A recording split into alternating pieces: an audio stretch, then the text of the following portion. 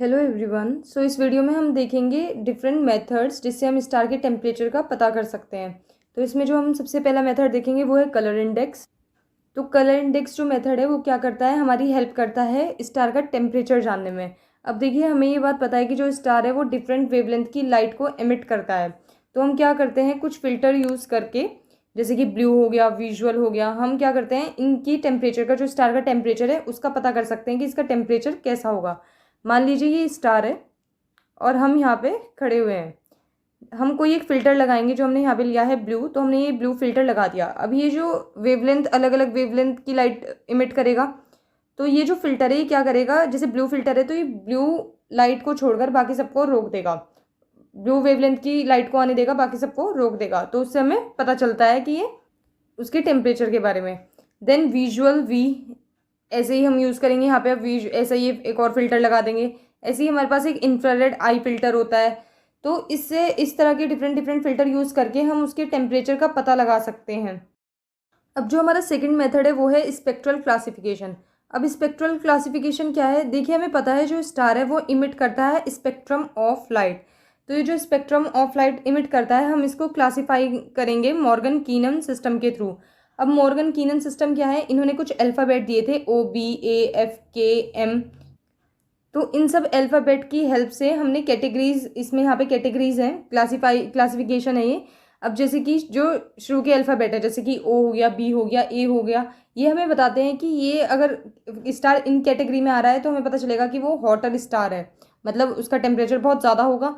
और यहीं पे अगर जैसे हमारे पास ये अल्फ़ाबेट्स आ रहे हैं लास्ट के, तो इससे हमें पता चलेगा कि वो क्या है, कूलर स्टार है, जैसे कि M हो गया। तो ये हमें जो इनका क्लासिफिकेशन है मॉर्गन कीनन सिस्टम का, ये हमें हेल्प करता है टेम्परेचर जानने में स्टार का। इस डायग्राम की हेल्प से देखिए हम देख सकते हैं, जैसे कि ये यहाँ पे O स्टार है, O की कैटेगरी में रखा गया है इसको। देन ये B की में, इनका आप टेम्परेचर देख सकते हैं, 25,000 केल्विन है, देन 10,000 केल्विन है। तो ये बहुत ज़्यादा टेम्परेचर है इनके कंपैरिजन में। ये लास्ट के अल्फ़ाबेट्स थे उनके, MKGF। तो ये यहाँ पे टेम्परेचर इस तरह से डिक्रीज़ हो रहा है इधर को जाते हुए। तो ये मॉर्गन कीनन सिस्टम क्लासिफिकेशन है, इसके थ्रू हम टेम्परेचर का स्टार के पता कर सकते हैं। अब जो हमारे पास नेक्स्ट मेथड है वो है वेन्स लॉ। तो वेन्स लॉ से हम कैसे टेम्परेचर का पता करेंगे, this law relates the peak wavelength of a star's emitted radiation to its temperature. तो हम इसमें भी एक ग्राफ की हेल्प से समझेंगे। जैसे ये हमने कुछ वेवलेंथ्स बना दी, तो जो इसमें पीक वेवलेंथ होगी of a star's emitted radiation to its temperature, तो हम यहाँ से पता करेंगे इसकी पीक वेवलेंथ से। By analysing the peak wavelength astronomer can calculate the star's temperature. अब देखिए, जो हमारे पास स्टार है उसको हम कंसिडर कर लेंगे एक ब्लैक बॉडी। तो जब हम ब्लैक बॉडी कंसिडर कर लेंगे तो हमें पता है कि जो लैम्डा होता है वो इन्वर्सली प्रोपोर्शनल होता है 1/T के। तो जब हम ये प्रोपोर्शनैलिटी का साइन हटाएंगे तो हमारे पास आ जाएगा इक्वल्स टू, और एक आ जाएगा हमारे पास कॉन्स्टेंट। तो इस कॉन्स्टेंट की जो वैल्यू है वो है 2.89 इंटू 10⁻³ मीटर केल्विन। अब ये जो यहाँ पे लैम्डा होता है ये होता है लैम्डा M, यानी कि लैम्डा मैक्सिमम। अब देखिए यहाँ पे ये सब टेम्परेचर्स लिखे हुए हैं और ये हमारे पास है वेवलेंथ। तो जब वेवलेंथ इंक्रीज हो रखी थी, मतलब ज़्यादा थी, तब टेम्परेचर उसका कैसा था, कम था। जैसे जैसे वेवलेंथ डिक्रीज हो रही है, जैसे जैसे वेवलेंथ डिक्रीज हो रही है, हमारे पास क्या है, टेम्परेचर क्या होता है, इंक्रीज होता जा रहा है। तो वेवलेंथ जैसे जैसे डिक्रीज हुई, टेम्परेचर इंक्रीज हो रहा है। तो वो यहीं पे चीज़ है।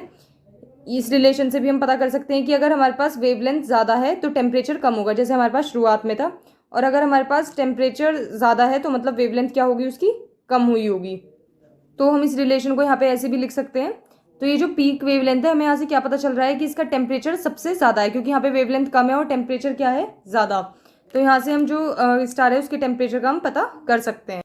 उसके बाद जो नेक्स्ट मेथड है वो है ब्लैक बॉडी रेडिएशन। अब जो ब्लैक बॉडी रेडिएशन है ये हमने अभी वेन्स लॉ में भी इसका पढ़ा है कि हमने स्टार को कंसिडर किया था ब्लैक बॉडी। तो ये उसी के बारे में लिखा हुआ है, by observing the intensity of a radiation emitted by a star across different wavelength. तो किस इंटेंसिटी की लाइट आ रही है, मतलब जो डिफरेंट वेवलेंथ्स में आ रही है, उससे हम पता कर सकते हैं कि वो जो टेम्परेचर है वहाँ का वो क्या होगा।